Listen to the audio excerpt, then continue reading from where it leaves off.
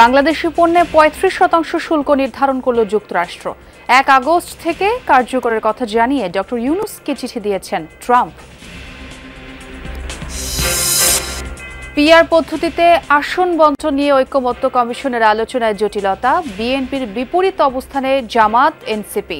যে দলটি ১% ভোটও পেয়েছে তারা যখন একজন প্রতিনিধি সংসদে পাঠাতে পারবেন, তাদের প্রতিনিধিত্ব সংসদে নিশ্চিত করা সম্ভবপর হবে। তাদের কোনো প্রার্থী জিতবে সেরকম সম্ভাবনা নাই, তারা এগুলোর পক্ষে কথা বলতে পারে স্বাভাবিকভাবেই তাদের রাজনৈতিক উদ্দেশ্যে।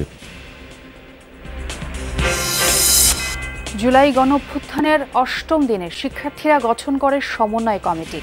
রাজধানী ছাড়াও বিভিন্ন বিশ্ববিদ্যালয়ে সড়ক, রেলপথ অবরোধ, বিক্ষোভ কর্মসূচি ঘোষণা। চট্টগ্রামে ১ বছরেও থামেনি শহীদ শান্তর পরিবারের কান্না। ছেলের স্মৃতি খুঁজে ফেরেন হতভাগ্য মা, ন্যায় বিচার চান বাবা।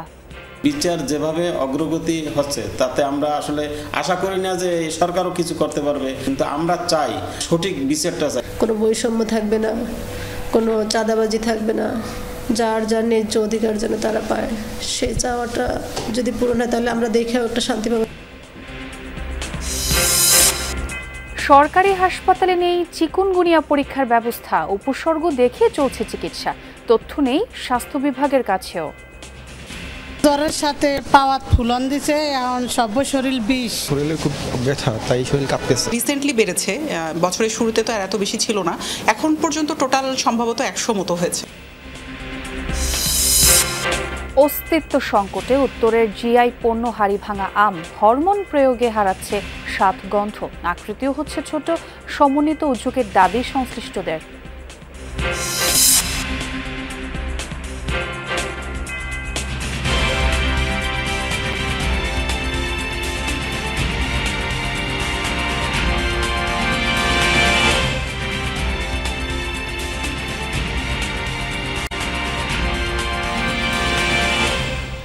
আমন্ত্রণ যমুনা নিউজে, আপনাদের সঙ্গে আছি আমি ছোয়া খন্দকার। আর এতক্ষণ শিরোনাম দেখছিলেন। বাংলাদেশি পণ্যে ৩৫% শুল্ক নির্ধারণ করল যুক্তরাষ্ট্র, যা কার্যকর হবে আগামী ১ আগস্ট থেকে। অন্তর্বর্তী সরকারের প্রধান উপদেষ্টা ডক্টর মোহাম্মদ ইউনূসকে লেখা এক চিঠিতে বিষয়টি উল্লেখ করেন মার্কিন প্রেসিডেন্ট ডোনাল্ড ট্রাম্প। পরের চিঠির ছবিটি ট্রুথ সোশ্যালে পোস্ট করেন তিনি।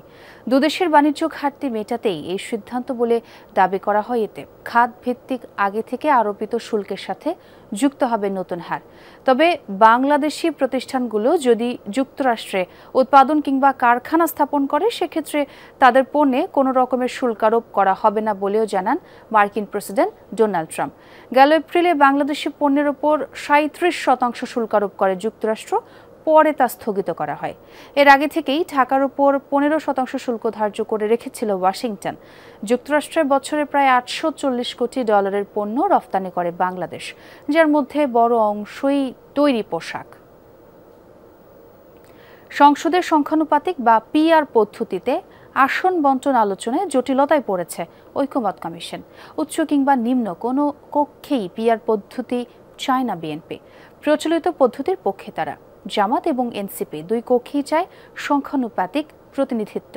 কমিশন সদস্য বদিউল আলম মজুমদার মনে করেন অন্তত উচ্চ কক্ষে থাকতে পারে পিআর পদ্ধতি। শাকিল হাসানের রিপোর্ট। আগামী ফেব্রুয়ারিতে নির্বাচন ধরে এগোচ্ছে অনেক কিছু।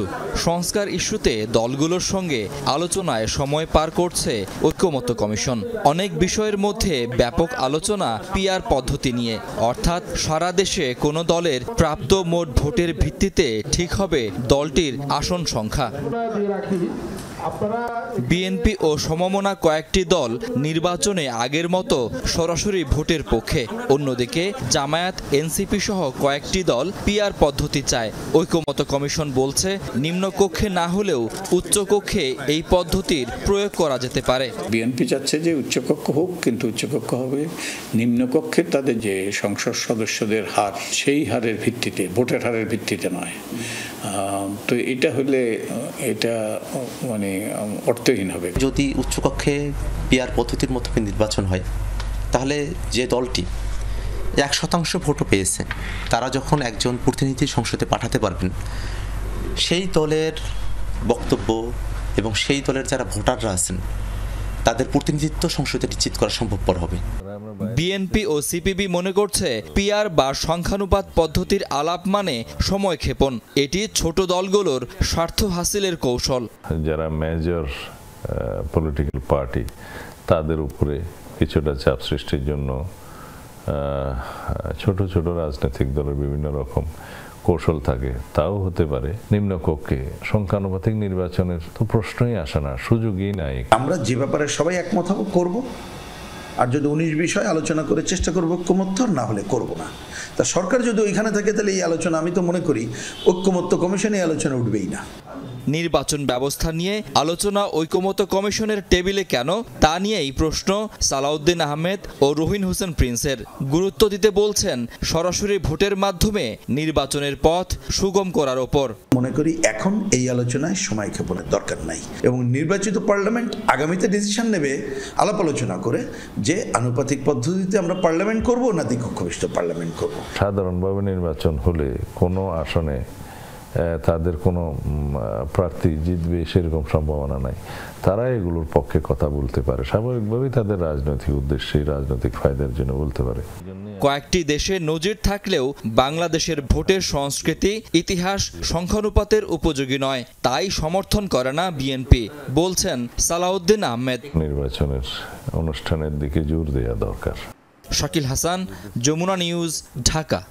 জুলাই গণঅভ্যুত্থানের প্রথম সপ্তাহের আন্দোলন শিক্ষার্থীদের উঠোনেই ছিল, তবে দ্বিতীয় সপ্তাহে অর্থাৎ জুলাই 8 তারিখ থেকে আন্দোলন রাজনৈতিক প্রেক্ষাপটে আলাদা সমীকরণ যোগ করতে শুরু করে। আদালত পাড়া তখনকার ক্ষমতাসীন দল ও বিরোধী দল বাকযুদ্ধ তো বটেই, সরব হতে থাকে দলীয় কার্যক্রম নিয়েও। ওই দিন বৈষম্য বিরোধী ছাত্র আন্দোলনের ব্যানারে সারা দেশে গঠন করা হয় 65 সদস্যের সমন্বয় কমিটি, আর দিনের কর্মসূচিতে যুক্ত করা হয় রাজধানীর 11টি স্থানে অবরোধ, 9টি বিশ্ববিদ্যালয় বিক্ষোভ, 3টি স্থানের রেলপথ আর 6টি মহাসড়ক অবরোধ। আন্দোলনকে বেগবান করতে বিভিন্ন স্থানে আন্দোলনকারীরা যুক্ত করছিলেন নানা কৌশল। আহমেদ রেজার প্রতিবেদনে থাকছে বিস্তারিত। চলমান বাংলা ব্লকেট। জুলাইয়ের 8 তারিখ ঢাকা বিশ্ববিদ্যালয়ের কেন্দ্রীয় লাইব্রেরির সামনে থেকে বেলা 3টায় যখন শিক্ষার্থীদের আন্দোলন শুরু, তখন উপস্থিতি হাজারে হাজার। বিশ্ববিদ্যালয়ের বেশ কিছু স্থান ঘুরে শিক্ষার্থীদের অবস্থান শাহবাগে। ব্লকেটের পরিসর বেড়ে দ্বিতীয় দিনের মতো শিক্ষার্থীরা শাহবাগ, ইন্টারকন্টিনেন্টালের মোড়, কারওয়ান বাজার ও ফার্মগেটে অবস্থান নেয়। একই দিন ঢাকার বাইরেও জোরালো হতে থাকে শিক্ষার্থীদের আন্দোলন। কোটা বাতিলের দাবিতে একাত্তর শিক্ষার্থীরা ওই দিনই 65 সদস্যের সমন্বয় কমিটি করে বৈষম্য বিরোধী ছাত্র আন্দোলনের ব্যানারে। 4.5 ঘন্টা ব্লকেটের পর শিক্ষার্থীরা পরবর্তী কর্মসূচি ঘোষণা করে 3 দিনের। ছাত্র ধর্মঘট এবং ক্লাস পরীক্ষা বর্জন তা কিন্তু চলবে, এবং আমরা কিন্তু ব্লকেট উইথড্র করি নাই, বরং সর্বাত্মক ব্লকেটের জন্য আমরা প্রস্তুতি নিচ্ছি।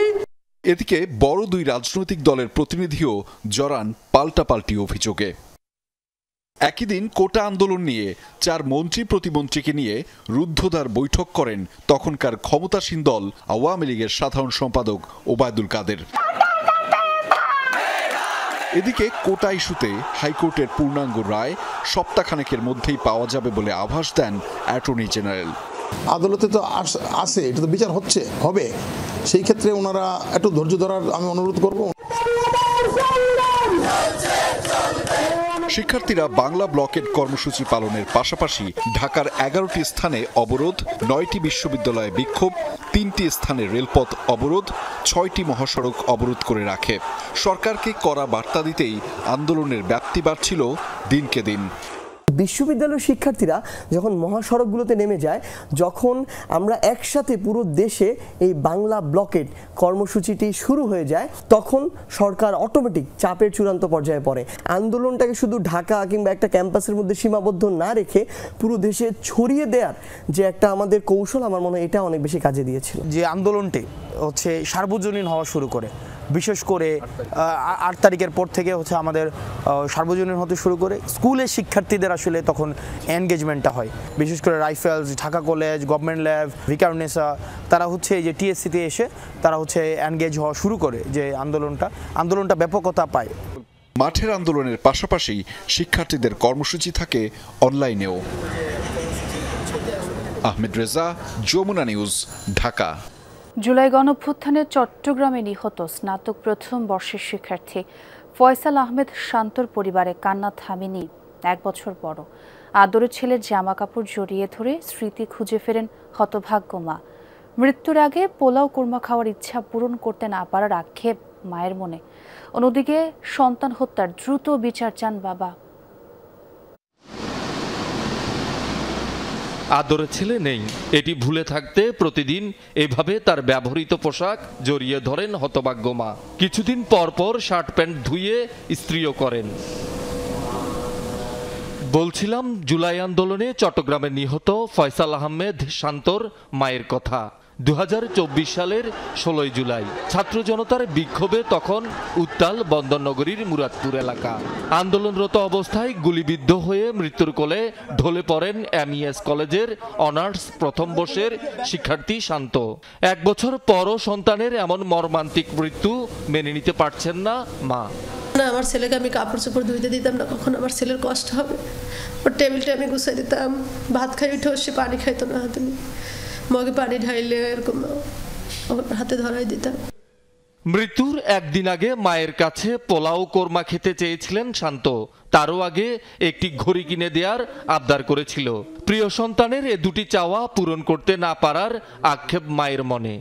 জিনিসগুলো আমি খুব মনে যখন হয়, ওই রুটি পিঠা বানাই, পোলাও রান্না করি, কিন্তু আমার ছেলেকে আমি খাওয়াইতে পারলাম।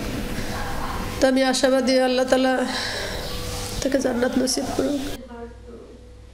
সন্তান যে স্বপ্ন নিয়ে নেমেছিল রাজপথে পূরণ হোক সেই স্বপ্ন, এটাই এখন তার মা বাবার চাওয়া। পাশাপাশি হত্যাকাণ্ডে জড়িতদের বিচারও চান। সাবেক প্রধানমন্ত্রী শেখ হাসিনা সহ 77 জনের বিরুদ্ধে আন্তর্জাতিক অপরাধ ট্রাইব্যুনালে মামলা করেছেন শান্তর বাবা। বিচার যেভাবে অগ্রগতি হচ্ছে তাতে আমরা আসলে আশা করি না যে সরকারও কিছু করতে পারবে, কিন্তু আমরা চাই সঠিক বিচারটা চাই, যাতে দূরত্ব হয়। ঘর থাকবে না, কোনো বৈষম্য থাকবে না, কোনো চাঁদাবাজি থাকবে না, যার যার ন্যায্য অধিকার যেন তারা পায়, সেই চাওয়াটা যদি পূরণ হয় তাহলে আমরা দেখেও একটা শান্তি পাবো। শান্তদের গ্রামের বাড়ি ভোলা হলেও জন্ম চট্টগ্রামের পতেঙ্গায়।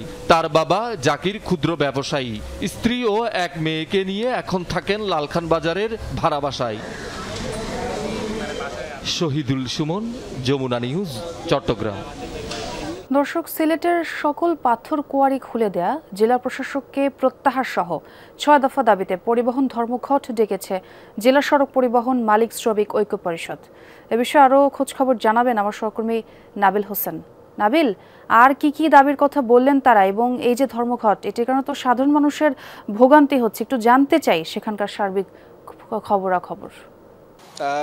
নিশ্চয়ই বলেছেন, ভোগান্তি চিত্র আমরা সকাল থেকে সিলেটের বাস টার্মিনাল যেগুলো আছে সেগুলোতে দেখতে পাচ্ছি। আমরা এই মুহূর্তে আছি সিলেটের কেন্দ্রীয় বাস টার্মিনালের সামনে, এবং আমরা যেটি এখানে দেখতে পাচ্ছি যে অসংখ্য যাত্রী তারা নিজ নিজ গন্তব্যে যাওয়ার জন্য মূলত এই বাস টার্মিনাল তার আশপাশ এলাকায় এসে তারা তাদের প্রয়োজনীয় যে বাস কাউন্টার সেখানে এসে যোগাযোগ করছেন, কিন্তু তারা সেখানে টিকিট পাচ্ছেন না। যারা শ্রমিক নেতারা আছেন তারা যেটি বলছেন যে পাথর কোয়ারি খুলে দেওয়া এবং জেলা প্রশাসক তাদেরকে প্রত্যাহারের দাবি মূলত তাদের প্রধান দাবি। কারণ তারা যেটি বলছেন যে পাথর কোয়ারি বন্ধ থাকার কারণে তাদের লাখ লাখ শ্রমিকের পেটে ভাত জুটছে না, কারণ তারা পাথর পরিবহনই তাদের মূলত প্রধান আয়ের উৎস। ফলে তারা এটি খুলে না দিলে তারা তাদের কর্মসূচি এইভাবে কঠোর কর্মসূচি অব্যাহত রাখবেন। তবে যারা সাধারণ যাত্রীরা আছেন তারা বলছেন যে এই ধরনের কর্মসূচি শুধুমাত্রই জনগণকে জিম্মি করে রাখার জন্য। এই কর্মসূচির বাইরে আলোচনার মধ্য দিয়ে এই সমস্যা তাদের নানা দাবি সেগুলো নিয়ে আলোচনা করা যেতে পারে, কিন্তু এভাবে জনগণকে জিম্মি করে যে কোনো কর্মসূচির বিরোধিতাই তারা করছেন। বিশেষ করে সাত সকালে কেউ হয়তো অফিসে কাজের জন্য বের হয়েছিলেন, কেউ নিজ নিজ গন্তব্যে যাওয়ার জন্য বের হয়েছিলেন। আজকে 2টি পাবলিক পরীক্ষাও আছে। সব মিলিয়ে একটি আসলে হজবরল অবস্থা সিলেট নগরীতে। এবং এই যে পরিবহন যে ধর্মঘট, সেই ধর্মঘটের আওতায় একদিকে যেমন বাস ট্রাক তো আছেই, পাশাপাশি সিলেটের গণপরিবহন বলতে যেটি বোঝায় সিএনজি চালিত অটোরিকশা, সেটিও কিন্তু সেই আসলে ধর্মঘটের আওতায় আনা হয়েছে। আমরা সকাল থেকে যেটি দেখছি যে বাস, দূরপাল্লার বাস আসলে ছেড়ে যাচ্ছে না। পাশাপাশি ঢাকা থেকে বা বিভিন্ন জেলা থেকে যে বাসগুলো আসে সেগুলো আসলে শহরের অদূরে আটকে দেওয়া হচ্ছে, ফলে সেখান থেকেই হেঁটে যাত্রীদের এই শহরে প্রবেশ করতে হচ্ছে। অর্থাৎ দুর্ভোগের অন্ত নেই সাত সকালেই। ধন্যবাদ নাবিল সেই খবর আমাদের জানানোর জন্য। টাঙ্গাইলের সড়ক পথ উন্নত হলেও কিছুতেই কমছে না দুর্ঘটনা। 2024 সালে 153টি সড়ক দুর্ঘটনায় নিহত হয়েছে 135 জন, আহতের সংখ্যা আরও বেশি। চলতি বছরের প্রথম 6 মাসেও প্রাণ হারিয়েছেন 60 জনের বেশি। সচেতন মহলের মতে সড়ক মহাসড়কে বিশৃঙ্খলা দূর করতে না পারায় দিন দিন বেড়েই চলেছে দুর্ঘটনা। আর পুলিশ বলছে চালকরা সচেতন না হলে থামানো যাবে না মৃত্যুর মিছিল। চলতি বছরের 4 ফেব্রুয়ারির চিত্র এটি। ঢাকা টাঙ্গাইল যমুনা সেতু মহাসড়কের জোগাড়চোর এলাকা। বেখেয়ালি ভঙ্গিতে রাস্তা পার হওয়া একটি 3 হুইলারকে ধাক্কা দেয় দ্রুতগতির দূরপাল্লার বাস। ঘটনাস্থলেই প্রাণ হারায় 2 জন। এই দৃশ্যটি আগের বছরের। টাঙ্গাইল কালিহাতির লিংক রোড। নিয়ম না মেনেই টার্ন নিচ্ছিল যাত্রীবাহী বাস। বিপরীত দিক থেকে আসা বেপরোয়া গতির ট্রাক সজোরে দেয় ধাক্কা, আর তাতেই উল্টে যায় পরিবহনটি। শুধু এই 2টি দুর্ঘটনা নয়, পুলিশ সুপারের কার্যালয় বলছে 2024 সালে টাঙ্গাইল জেলার বিভিন্ন স্থানে 153টি সড়ক দুর্ঘটনায় প্রাণ হারিয়েছেন 135 জন। আর চলতি বছরের জুন পর্যন্তই সড়কে রক্ত ঝরেছে 62 জনের। আহতের সংখ্যা 4 গুণেরও বেশি। অটো, ভ্যান, রিক্সা এগুলো সিএনজি, দুই বাস যাচ্ছে, মাঝখানে ওরা ঢুকে, অথবা ডান মোড়ের চিপের মধ্যে ঢুকে মোটরসাইকেল। এদেরকে দেখে আমাদেরকে খুব ভয় লাগে। বেপরোয়া গাড়ি চালায় অনেকে, এই কারণে অ্যাক্সিডেন্ট বেশি হয়। এই কবছরে ঢাকা টাঙ্গাইল যমুনা সেতু মহাসড়ক 4 লেন করা সহ বিভিন্ন সড়কের ব্যাপক উন্নতি হয়েছে। তবু কেন দিন দিন বাড়ছে সড়কে মৃত্যুর মিছিল? দেখা যাচ্ছে মহাসড়কের যেসব স্থানে টার্ন নিতে হয় ও গাড়ির চাপ বেশি, সেসব জায়গাতেই দুর্ঘটনা হচ্ছে বেশি।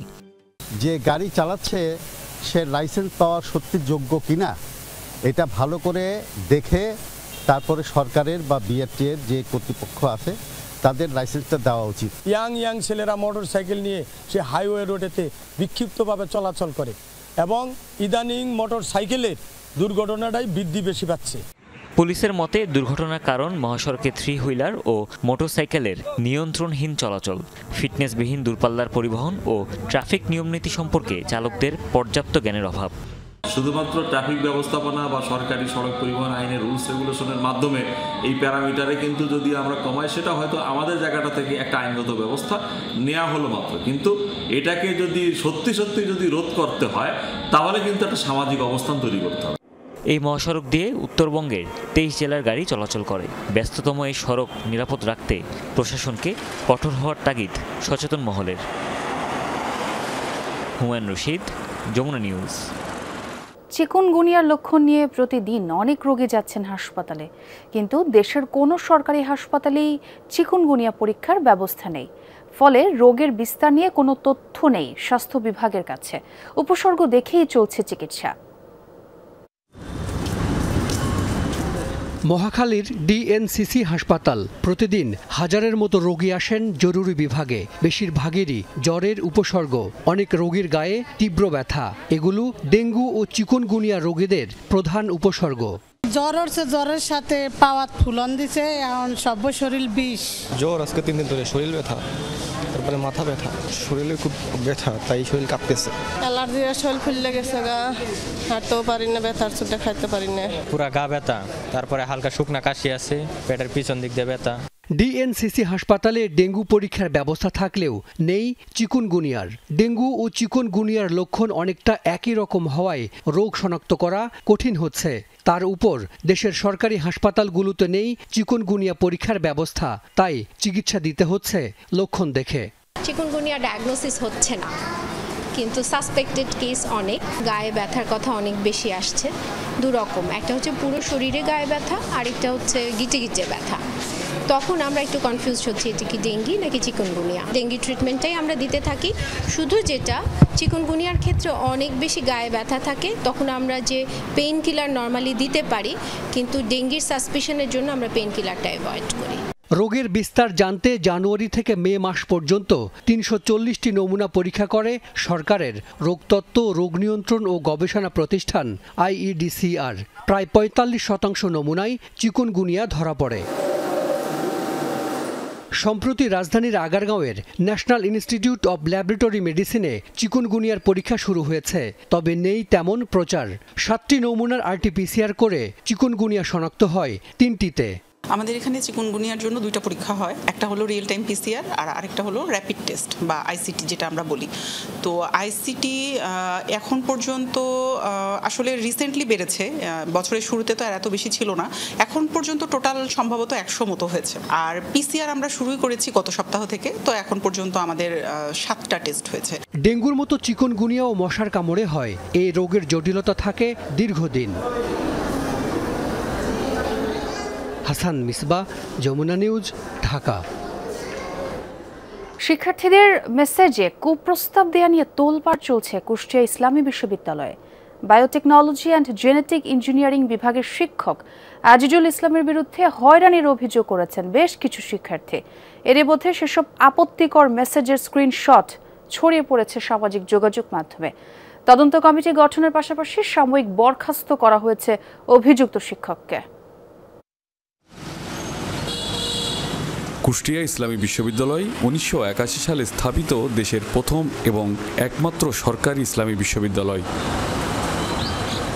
সম্প্রতি এই বিশ্ববিদ্যালয়ের একটি ঘটনায় দেশজুড়ে আলোড়ন সৃষ্টি হয়েছে, চলছে নানা সমালোচনা। সামাজিক যোগাযোগ মাধ্যমে ছড়িয়েছে কয়েকজন শিক্ষার্থীকে পাঠানো বেশ কিছু আপত্তিকর খুদে বার্তার স্ক্রিনশট। অভিযোগ উঠেছে মেসেজ পাঠানো সেই শিক্ষক বায়োটেকনোলজি অ্যান্ড জেনেটিক ইঞ্জিনিয়ারিং বিভাগের সহযোগী অধ্যাপক ডক্টর আজিজুল ইসলাম। এই ঘটনার বিস্তারিত জানতে কয়েকজন ভুক্তভোগীর সাথে কথা হয়। জানা যায় আরও ভয়াবহ তথ্য। আপত্তিকর মেসেজ দেওয়ার পাশাপাশি অনৈতিক কাজে রাজি না হলে পরীক্ষায় কম নম্বর দেওয়ার ভয় দেখাতেন আজিজুল। তোমার কি বয়ফ্রেন্ড আছে, তারপরে হচ্ছে বয়ফ্রেন্ড রাখো না কেন, দেখো তো আমার চেহারাটা ভালো কিনা, ওনার চেহারার কথা বলতেছে, এগুলো জিজ্ঞেস করলো। তোমার তো ফিগার ভালো, শাড়ি পরলে ভালো লাগবে, তারপরে এগুলো। উনি বলতেন যে তুমি যদি আমার সাথে সম্পর্ক ঠিক রাখো তাহলে আমার কোর্স নিয়ে এবং ইন্ডিভিজুয়াল কিছু টিচারের নাম ধরে বলতেন এইসব কোর্স নিয়ে তোমার একটুও ভাবতে হবে না। মানে উনি বুঝাইতে চাইতেন ওনার সাথে যদি আমি অনৈতিক সম্পর্কটা যদি কন্টিনিউ করি তাহলে আমাকে উনি ওনার মতো করে হচ্ছে ফার্স্ট করাই দিবেন। কুপ্রস্তাব দিচ্ছে, না হয় হচ্ছে উনি বিভিন্ন রকম অরুচিকর অশালীন কথাবার্তা বলতেছে, যে যেমন আপনার ফিগার কেমন, আপনাকে শাড়ি পরলে কেমন লাগবে, হ্যাঁ আপনি চিকন নাকি মোটা। ঘটনা জানানোর পরে আমাকে হুমকি দিয়েছিলেন যে দেখো তোমার একজনের বিরুদ্ধে অভিযোগ দেওয়া মানে ডিপার্টমেন্টে বাকি টিচারদের অভিযোগ দেওয়া, পুরো ডিপার্টমেন্ট পুরো শিক্ষক তোমার বিরুদ্ধে তোমার পাশে কেউ দাঁড়াবে না, তোমার অবস্থা খারাপ হবে, দেখে নিও তোমার অবস্থা কি হয়। পরীক্ষাগুলোতে আমাকে অপমান করতেন, নাম্বার কম দিতেন। গত মাসের 23 তারিখ ভুক্তভোগী শিক্ষার্থীরা ডিপার্টমেন্টে অভিযোগ করে। এরপরই বিষয়টি সামনে আসে। উপাচার্য বরাবর চলতি মাসের 2 তারিখ অভিযোগের পর 5 তারিখ সাময়িক বরখাস্ত করা হয় অভিযুক্ত আজিজুলকে। তবে স্থায়ীভাবে বরখাস্তের দাবি ভুক্তভোগী শিক্ষার্থীদের। সুষ্ঠু তদন্ত হয়ে আমরা এটার একটা বিচার পাবো, তো অবশ্যই যেহেতু আমাদের কাছে প্রমাণ আছে, আমরা আশাবাদী যে ওনার আসলে স্থায়ী বহিষ্কার হওয়া সম্ভব। পুরো বিষয়ে অভিযুক্তের বক্তব্য জানতে আমরা গিয়েছিলাম তার বাসায়। ভেতরে থাকার পরও দরজা খোলেননি অভিযুক্ত আজিজুল। এরই মধ্যে ঘটনাটি তদন্তে 4 সদস্যের কমিটি গঠন করা হয়েছে। আমাদের ওই শিক্ষককে সাময়িকভাবে বরখাস্ত করেছে। আমাদের কাছে অলরেডি চিঠি এসেছে, ডিপার্টমেন্টে একটা কপি সভাপতি বরাবর যেটা পাঠায়। বিশ্ববিদ্যালয়ের সিদ্ধান্ত এখন যেটা যেহেতু প্রশাসনের সিদ্ধান্ত, সেই চূড়ান্ত সিদ্ধান্ত অনুযায়ী আমাদের কাজ করতে হচ্ছে। 20 কার্যদিবসের মধ্যে আমাদের তদন্ত প্রতিবেদন সম্পন্ন করে প্রশাসনের কাছে দেওয়ার কথা। আশা করি আমরা সুষ্ঠু তদন্তের মাধ্যমে প্রকৃত ঘটনাটা বের করে আনার চেষ্টা করব। ইসলামী বিশ্ববিদ্যালয়ে এমন ঘটনা এটি প্রথম নয়। ইতিপূর্বেও এমন অনেক ঘটনা ঘটেছে, যে কারণেই রীতিমতো বিব্রত শিক্ষক মহল। রুহুল আমিন বাবু, যমুনা নিউজ, কুষ্টিয়া।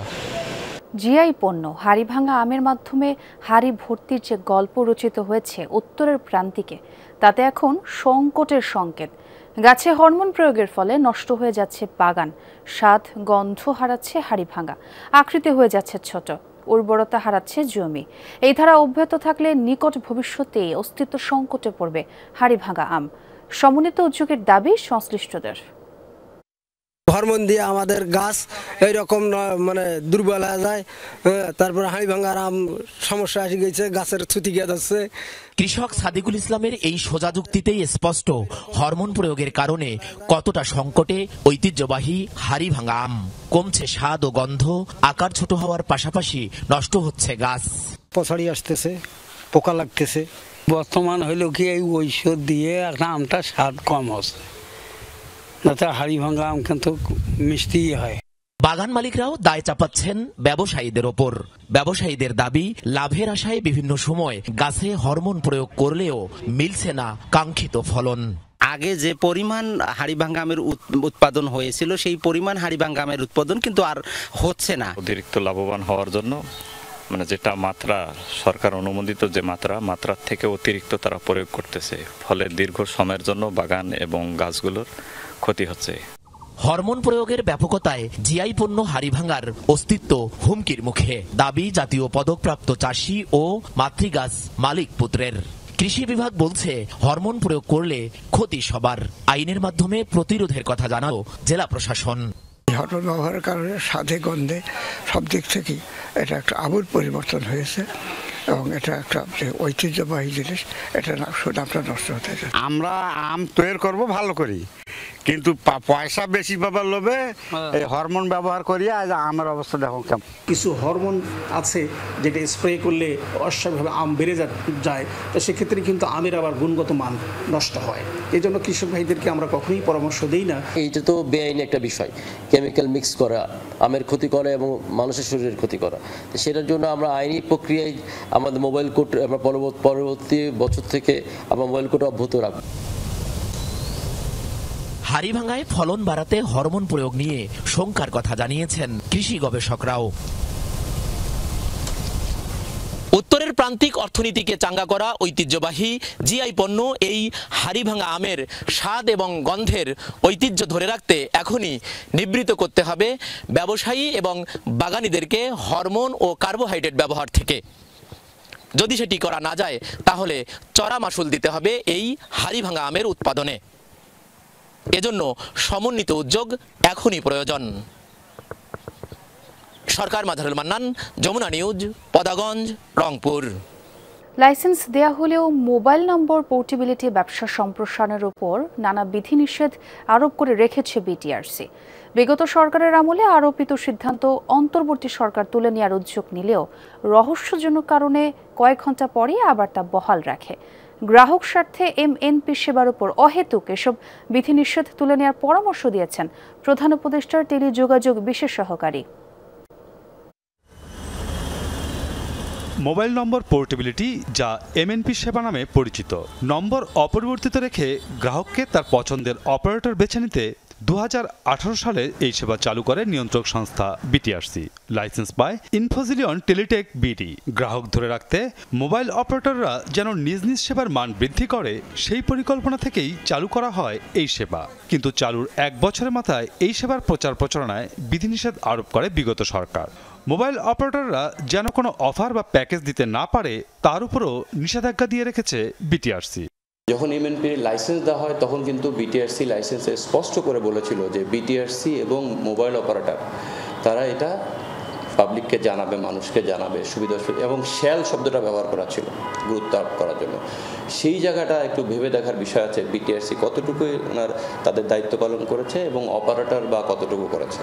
2018 সালে চিঠি দিয়ে এমএনপি সেবার সব ধরনের প্রমোশনের উপর নিষেধাজ্ঞা দেওয়া হয়। আওয়ামী লীগ সরকারের পতনের পর গত এপ্রিলে এই নিষেধাজ্ঞা তুলে দেওয়ার নির্দেশনা দেয় বিটিআরসি। কিন্তু রহস্যজনক কারণে কয়েক ঘন্টা পরই এমএনপি সেবার প্রচার প্রচারণায় নিষেধাজ্ঞা আরোপ বহাল রাখা হয়। গত 8 বছরে এমএনপি অপারেটরকে ব্যবসা করার কোনো সুযোগ দেওয়া হয়নি বলে মনে করেন প্রধান উপদেষ্টার ডাক ও টেলিযোগাযোগ বিষয়ক বিশেষ সহকারী।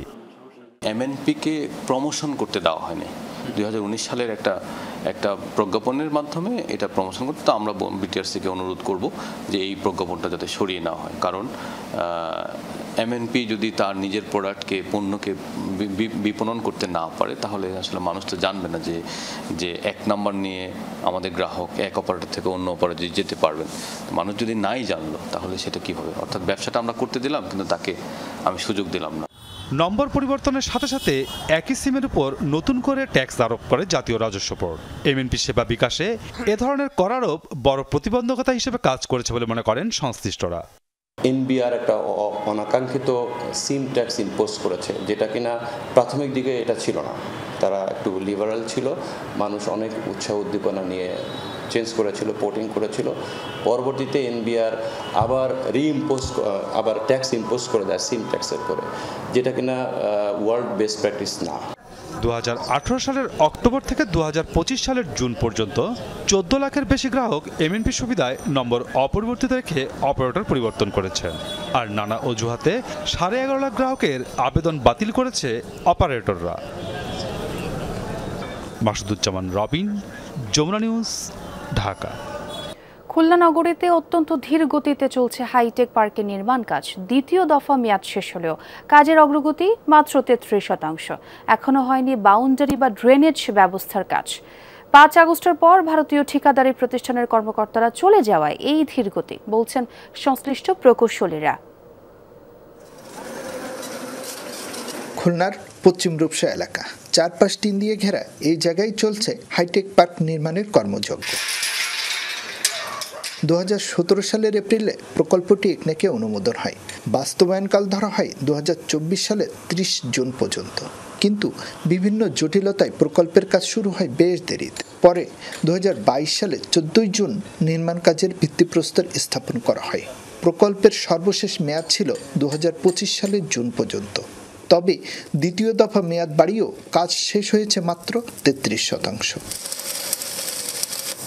প্রকৌশলীদের দাবি 5 আগস্টের পর চলে যান ভারতীয় ঠিকাদারি প্রতিষ্ঠানের কর্মকর্তারা। এতে বন্ধ হয়ে যায় কাজ।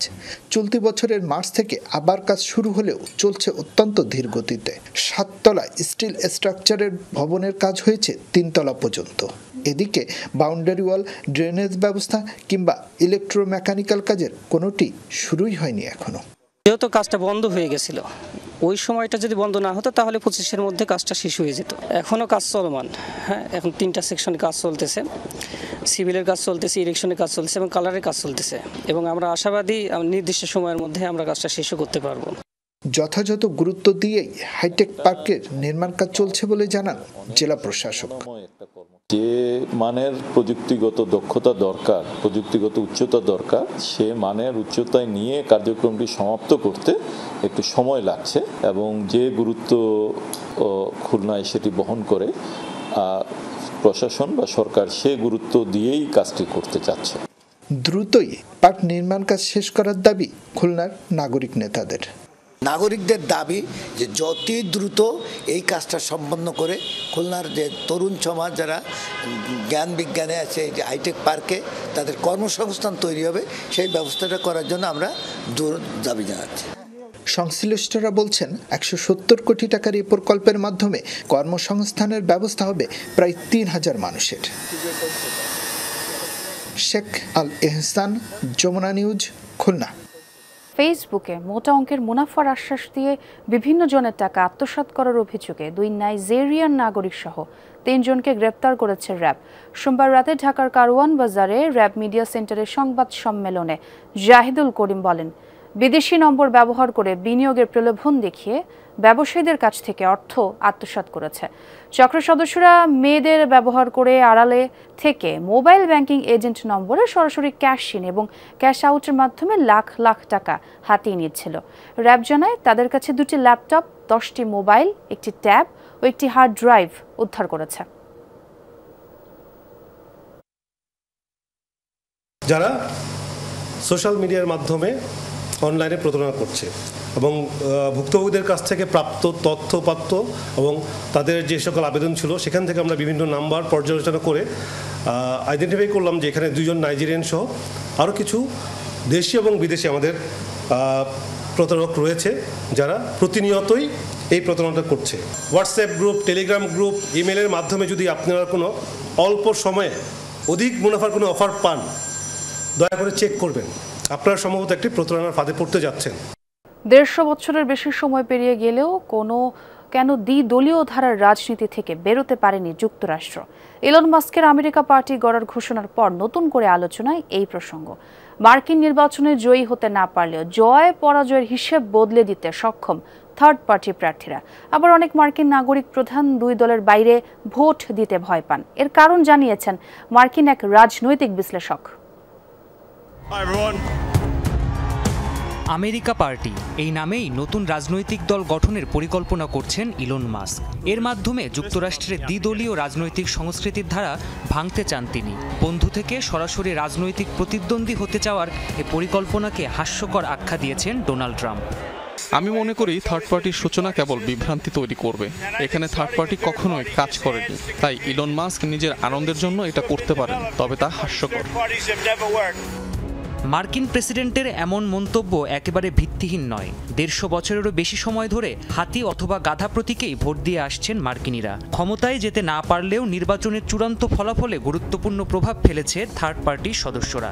যেমন 1992 সালের প্রেসিডেন্ট নির্বাচন। ওই নির্বাচনে স্বতন্ত্র প্রার্থী রস পেরটের অংশগ্রহণ জর্জ H.W. বুশের হারের কারণ হয়।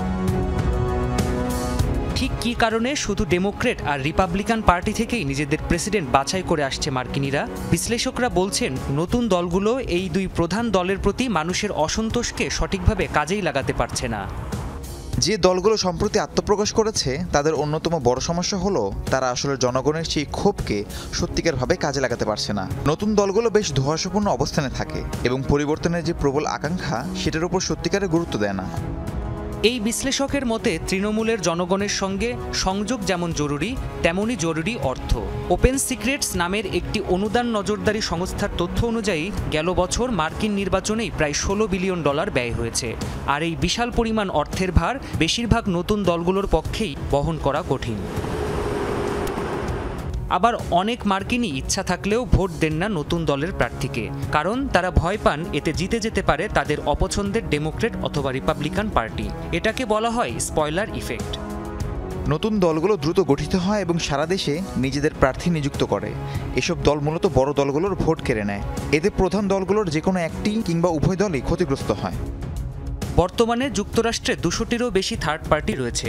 তবে এর মধ্যে লিবার্টেরিয়ান, গ্রিন ও ফরওয়ার্ড পার্টির মতো কয়েকটি দলই নিয়মিত প্রেসিডেন্সিয়াল বা কংগ্রেশনাল নির্বাচনে প্রার্থী দিয়ে থাকে। প্রাণপ্রতিম কুণ্ডু, যমুনা নিউজ। যুক্তরাষ্ট্রের টেক্সাসে 4 দিনের ভয়াবহ বন্যায় প্রাণহানি ছাড়িয়েছে শতাধিক। এখন পর্যন্ত 104 জনের মৃত্যুর খবর পাওয়া গেছে। খোঁজ মেলেনি 41 জনের। শনাক্ত করা যায়নি 32 জনের মরদেহ। সবচেয়ে ক্ষতিগ্রস্ত কের কাউন্টিতে মৃত্যু হয়েছে 84 জনের। এদের মধ্যে 28 জনই শিশু। অন্যান্য কাউন্টিতে প্রাণ গেছে আরও 20 জনের।